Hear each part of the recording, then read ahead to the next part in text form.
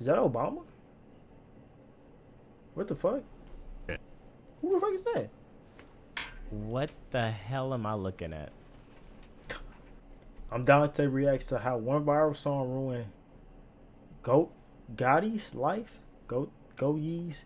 This is bro that made the somebody that I used to know. I actually thought Spider-Man was gonna come. That's the only song I know, but that motherfucker is a hit on bro. Somebody that I used to know. You didn't have to cut me off.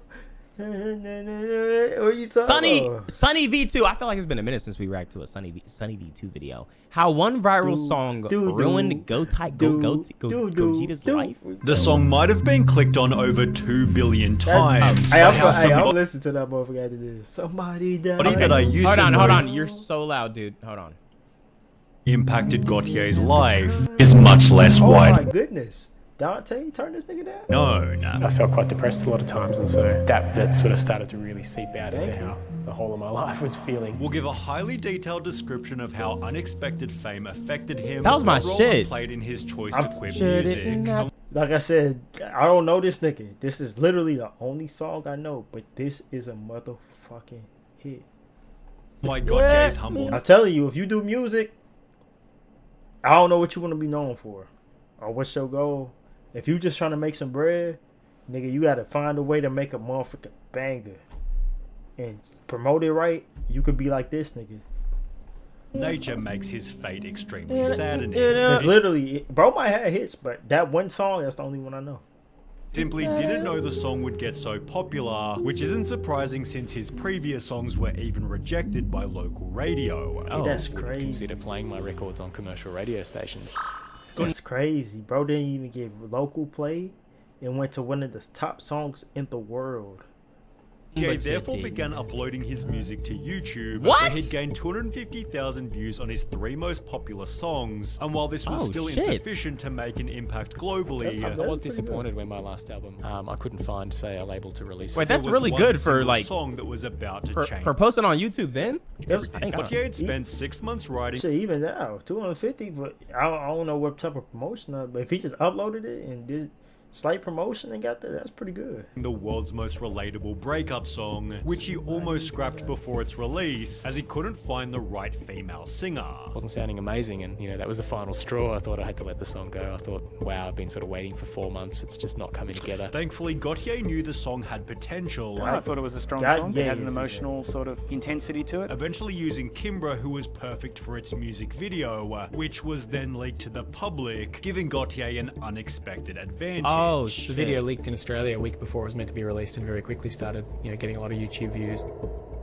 As mentioned, the song racked up over 73,000 views before the week had even finished, aided by viewers who simply couldn't stop hitting replay. Yet again, I've listened to it non-stop all day, like I've done for the last 5 days. I've watched this video over 200 times in the past day, no joke. Honestly think I'm responsible for half of the views for this. Brilliant song, brilliant clip, confirming the music video had an influence on the song's instant explosion. What? Most people say, they think the video did I just see? Influence on the song's instant explosion. Is that Darth Vader? Captain? Is that Mordecai and what's that show? Little Pony? I don't know the ponies' names, but I know it's My Little Pony. I don't know what this is. I don't know who these people are, but I know this is Darth Vader. Is that Obama? What the fuck? Who the fuck is that? What the hell am I looking at? Most people say, that Mordecai, really enhances that Low the Pony delivery of a model song. So a lot of people really have, responded to the video and wanted to share it with other people. It seems to have shareability. Gautier stated when it hit the first million mark, I was kind of like, okay, something's happening here. Although it seemed he was most satisfied to have finally been played on the radio. It's the first real hit single I've had I'm in gonna make terms a of hit commercial song. airplay in Australia. However, y'all niggas that the don't radio know, stations quickly. I do make music on the side sometimes. It's been a little minute. You feel me? I use Pro Tools. I'm an engineer and shit. I gotta get back to it. You feel me? I'm finna low key make a motherfucking hit. If y'all niggas do music, hit me up. I can mix y'all shit, get y'all right. You feel me?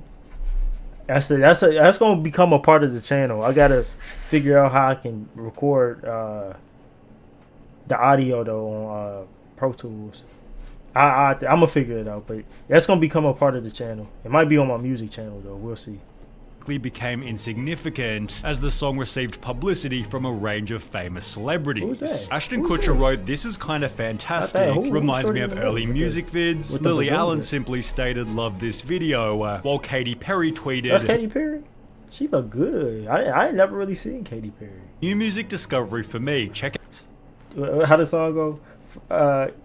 Can't look for your girl, unforgettable Daisy. Gautier specifically this song. The lyrics are so true. Hold on. With Gautier's rapidly developing audience. That's a motherfucking bar right there. Oh shit! I find it absolutely great this song is getting so much recognition. It's gotten more than 7 million views in just 3 months. It went on to break Milestone. The video alone has more than 65 million hits now on YouTube. After Milestone, its unique video has had almost 300 million hits on YouTube. After Milestone, it's got like 860 million views on YouTube or something like that. Making the song bigger than almost any other ever. The third most liked video of all time on YouTube with 1.4 million likes. Although despite making a song that was somehow this famous, I've read people on Twitter saying they're setting it as their alarm tone. Gautier made a point to remain extremely humble. 9 months after the song came out, Gautier explained he still drove an old van. Just last week, your van was stolen. 10 million single sales. What the hell are you doing driving a van? And when asked about what he'd spent his fortune on, he had no interest in luxury. What is the last huge thing you bought? I haven't bought anything physically big. I really hoped it would be a new van. Like, what's his name? Gautier was questioned. What is that? See, I would kind of, I'm not as bad as bro, I ain't gonna lie. I do like cars. I would definitely have me a nice car. I wouldn't be doing like how the rappers do. I wouldn't have had like 15 cars. Like, I'll be cool with like 3 or 4. I keep my Honda I got now. It's 2016 Honda Civic. I love it. I love that car. I'll get like 2, probably like a nice truck, and probably like 2 sporty cars, and I'll call it quits, bro. I don't need a bunch of cars. I'll get a Cybertruck. I like the Cybertruck. Shout out Elon Musk. I don't need a lot. I'll have me a nice little crib. You feel me? I don't even need like a crazy mansion or nothing. Probably like the crib like I'm in right now. I'll probably get something like that. And I'm cool, bro. I honestly be cool off that. I'll take care of the people around me and, donate to charity, try to help out others. I don't need a lot, bro. I like jewelry and stuff. I like clothes, shoes, like most people, but I don't need it. I'm not a really big materialistic person for real. I just want my time. I want to be able to be like, I'm chilling for the day. And be chilling. I don't gotta show up, be expected anywhere. Or if I wanna, I wanna take my girl out to dinner, a real nice dinner. I take her to a vacation. Be like, all my family. Be like, come on, let's go. I don't. You feel me? I'm comfortable with myself and what I have. Even now, I'm not a real flashy nigga. I have things, but I don't like. I don't need them. I've grown. When I was younger, I used to want like the Ferragamo's and all of that and be trying to flex on niggas. Now I'm old, you feel me? I'm like, that shit pointless. I still throw that shit on though, just to look good, but you feel me? Overall, I don't care about shit. It happened last year. To which he'd respond, it probably wouldn't be something to do with a marker of the success of my song or my album, or something like a really great. His mannerisms and shit remind me of what's his name? It's the Spider-Man. It's crazy, cause I was thinking, is he talking about Andrew? The second Spider-Man. Andrew Garfield? Yeah, Andrew Garfield. Like, he kind of like got his like mannerisms or something. I don't know. Which might also explain why he refused ads on his music videos, stating, "I'm not interested in selling my music. What? That's the reason I don't put ads on my YouTube channel," which seems strange to people in today's climate, but that is a decision you can make. I'm like that with all my music. I generally never want to cinch my music. I mean, I know bro got got paid ads, meaning But nigga, if he put ass on this nigga, he would have got paid. I don't see it's not like in this situation. Even though like I'm not a really materialistic person, I don't see anything wrong with getting your money. And if you got an opportunity to get as much money out of it as you can, drench that motherfucker till you can't no more. Drench it dry. You feel me? So I would put ass on it. I'm not. You feel me? I'm not crazy. Gaultier willingly forfeited over $10 million. So what do you do for work? It added that he freely licensed his Well, he music. getting paid from. I'm sure he getting paid from it. But to students, he missed out on some money, as $10 million as we can see so far. Making films, and would even spend his time mentoring people learning music, which was supported by a Reddit post reading, "I sent Gaultier a link of one of my tracks for the hell of it when I was a bit drunk. He actually responded and said he liked it. What a great personable dude," cool, attaching the original email to prove that he'd told the truth. Down in the comments, a different person shared the story. "We threw a few emails back and forth, and in my last one I said I'd say hello to him at his upcoming show. Anyway, the tick sold out before I could get one, and when I told Wally, he offered to put me on the door list. Oh, wow. I can't say enough nice things about the guy." That's a tough Gaultier shout also out, gave a man. shout out That's to cool. over Shout out to 100 fans who'd covered the song. However, it'd be through these covers that Gaultier first revealed his fame and success had its own list of downsides. Getting a bit burnt out, like seeing another remix, another cover of a song. It's like, Right. and a lot, some are okay, some are quite average, and so I was a bit. Me personally, bit though, over I it. don't think I would care too much. I just wouldn't look at it. If I get tired of seeing it, I'll be like, whatever. I just stopped looking. With covers such as the Star Wars that I used to know gaining over 30 million views, it's no surprise Gaultier began to feel like he couldn't control the song. I'm hearing a lot of bad remixes and edits on commercial radio around the world. Like, it's so far out of my hands that maybe, my stage name is being badly represented by all these other people doing really crap interpretations of my song. With less power over his music, Gaultier was no longer as I would think that would reflect on him, would it? If somebody else made a bad parody of your song, it's like when niggas was making gay songs, like the gay 6ix9ine song. They ain't really reflect on 6ix9ine. It's just, you feel me? It was 6ix9ine song. When I heard the song, I wasn't like, oh, this got something to do with 6ix9ine. I was just like, it's a nigga who made a gay parody. I didn't link them together though. comfortable. If anything, I have more sort of self-consciousness, or I can sort of see the concerns about like becoming maybe more famous, more being prompted to be more of a personality, being a smaller fish in a bigger pond, if you will. And when asked on MTV, "Are you comfortable with all the eyes on you?" Gaultier responded by stating, "I don't know. I go back and forth, I guess. Maybe anxious at times or overwhelmed by it or not sure how to process it. Maybe I've sort of got used to how to handle it." This made it obvious that becoming famous wasn't the motive, so much that he'd moved to the other side of the world just to avoid being recognized. Damn, it's like, what would you, if you didn't make music? I mean, I'm assuming he made it because he liked it, or he was just trying to, like, that's his way of expressing himself. But I was gonna say, maybe he truly, because some people don't do it for money or anything, because he might have truly just wanted to like make good music. And I mean, my thing is, even if you want to make good music, I would think if you putting it out, you want somebody to listen to it, right? And the more people, the better. So it's kind of like you wanted it to go big. Maybe he didn't want it to be this big, but I would think you would want people. It sounds like he want people to listen to it. He just don't want the attention that comes along with it. You didn't do it for money. You didn't do it for fame. Was it just a hobby? Gaultier relocated from Melbourne to Brooklyn because there's a pleasant thing in New York where nobody really makes a fuss. I wouldn't know if people recognize me, or if they do, they're very cool about it and don't mention it. I felt the difference when I came back to Australia last Christmas. Walking into cafes or restaurants, someone would say something really nice and want to chat. I feel a lot more. Me personally, say I blow up, I would mind. I mean, I can understand sometimes if you don't, you feel me, you don't want to be bothered. But for the most part, I think I would be fine. The only problem I would have if motherfuckers start showing up at my door, like at home, my actual house, is like, all right, bro, chill out. You feel me? But if I'm in public and you see me like, hey, I'll be like, what's good? Let's take a picture, whatever. You're cool, whatever. Because it's like, I'm in public. It's a public interaction. Just don't show up to my house. Then. Now we got a problem. Because it's like, nigga, you're not supposed to know where I live at. This is like my private. This is me. Like, this is me as a person. This is where I'm safe at. This is my house. My time. You feel me? Where I spend my time at. Don't come here. Publicly, yeah, you guys. We can do whatever. anonymous here in New York, which is nice, confirming he'd lost the personability he used to enjoy with his audience. When things get to a certain scale, when things get sort of maybe too big, it's really hard to keep it personal. It kind of feels more disconnected to me than when, say, I was making tracks in my bedroom. This seemingly only became worse after winning 3 different Grammys, where during an interview afterwards, he'd reveal another way he was suffering from success. I sometimes felt a bit self-conscious about it being such a big song. She looked really good.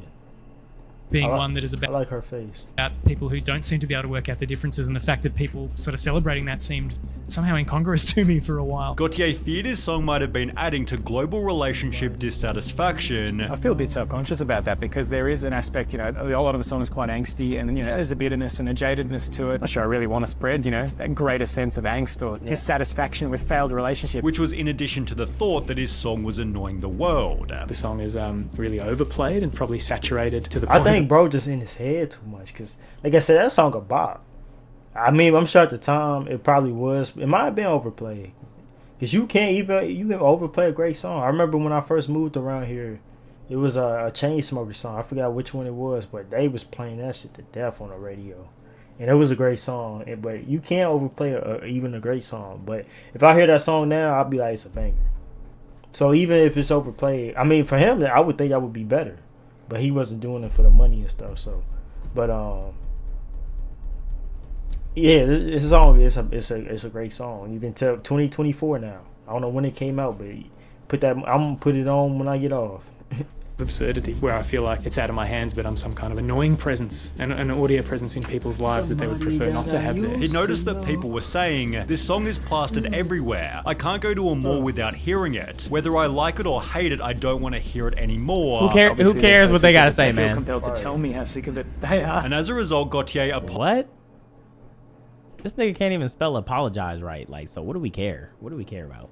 apologized for making everyone listen to his song over and over again because of how many times radio stations were playing it. Shit. He'd also have to deal with a phony news story claiming What? that Gaultier had died, See, that's and with weird. completely unrelated YouTube comments such as "RIP Gaultier, now you're somebody that we all used to know." He'd be forced to clarify on Twitter by simply writing "I'm not dead." That's so weird. It seemed his only solution for avoiding the public spotlight was to book an extended American tour. However, his live performances came with a new problem, making his life even harder.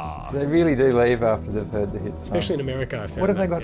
They've got a rush got my money's home. worth. Gaultier noticed that the rest of his songs weren't quite so popular. Some people love some songs and hate others, which is just the way it should be, probably. And perhaps nothing reinforced this more brutally than his 2012 Coachella performance. An article explained that after playing his hit single, Gaultier performed the rest of his songs to a noticeably smaller crowd, the reason for which was explained by two different people on Reddit. My friend said when he performed at Coachella the year he blew up over this song, it was the first one he performed and then the crowd just left. Lol, I was there for that and can confirm that I left after hearing that song. That's the curse of the one-hit wonder. Gaultier seemed unconcerned about this being true. I mean, people ask me, like, whether I worry about being a one-hit wonder. I'm kind of like, I don't really mind if I don't ever really have a big hit like that, because I'm a bit like, well, I've had that experience. That's what it was like. However, it was clear that his future music's performance was still heavy on his mind. That was such a big hit. What's next for you? Not as big a hit. The question came up in so many different interviews. Does the pressure of somebody that I used to know haunt you when you're writing new songs? Gaultier made it seem as though he was about to make new music. I'm only going to start writing new stuff this year. However, when asked... Bro, just like I said, he just too self-conscious. All he got to do... If you got to... Of course, every song ain't going to hit like that. He should know that. He should, as he said, nah, you feel me? And that's fine. Just make the music you want to do. Your true fans going to be there. You got a lot of eyes on you already. That's great. You know, if people gonna stay, they gonna stay. If not, fuck them. Keep doing you. As usual, you talent is undeniable. You feel me? You made the song. You made a great song. One of the top songs in the world. It looked like. About whether he can follow up the track with another smash hit, Gaultier responded, "I don't know. Time will tell. I don't know whether I can or whether I want to." Yeah, that's gotta be exhausting, bro. It clearly didn't work too well with deadlines. But no, I understand. I do understand it. Because if you don't make music, it is, at least for me, it's a lot easier when I was just making the song. But now that I'm making the song and mixing the song, it's a lot that, like, you want, like, almost perfection. And this is me right now getting some, some views and this and that.